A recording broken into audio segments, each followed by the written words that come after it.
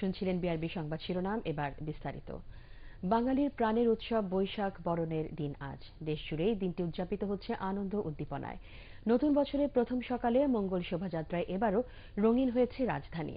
বাংলার চিরচেনা রং, রূপ, সাজ পোশাকে লাখো মানুষের এই আয়োজনই ছিল ঢাকায় বর্ষবরণের মূল আকর্ষণ। ঢাকা বিশ্ববিদ্যালয়ের চারুকলার সামনে থেকে মানুষের এই মিছিল দীর্ঘ হয় কয়েক কিলোমিটার। রাজধানীবাসীর সাথে এবার দেশের নানা প্রান্তের মানুষও যোগ দিয়েছেন শোভাযাত্রায়। ভিড় জমিয়েছিলেন বিদেশিরাও। আরিফ আমিন ও কামরুজ্জামান হিরণের ক্যামেরায় কেরামতুল্লাহ বিপ্লবের রিপোর্ট।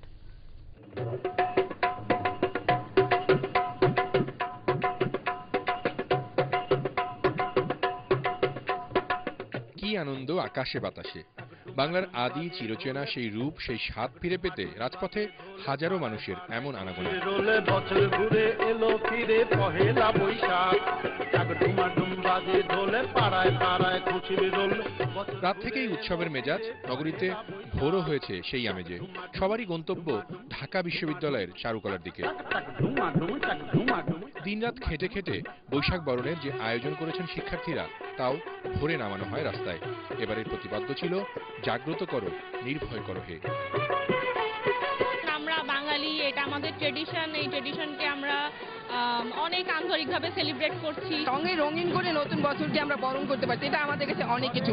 প্রস্ফুটিত মনকে উদ্ভাসিত করার জন্য আমরা এখানে আসছি। এবারে বৈশাখী আয়োজন আলাদা রং পেয়েছে বিদেশিদের অংশগ্রহণে।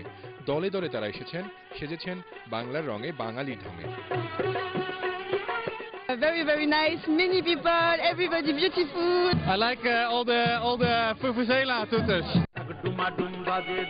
পাড়ায় পাড়ায় খুশির রোলে বছর ঘুরে এলো ফিরে পহেলা বৈশাখ।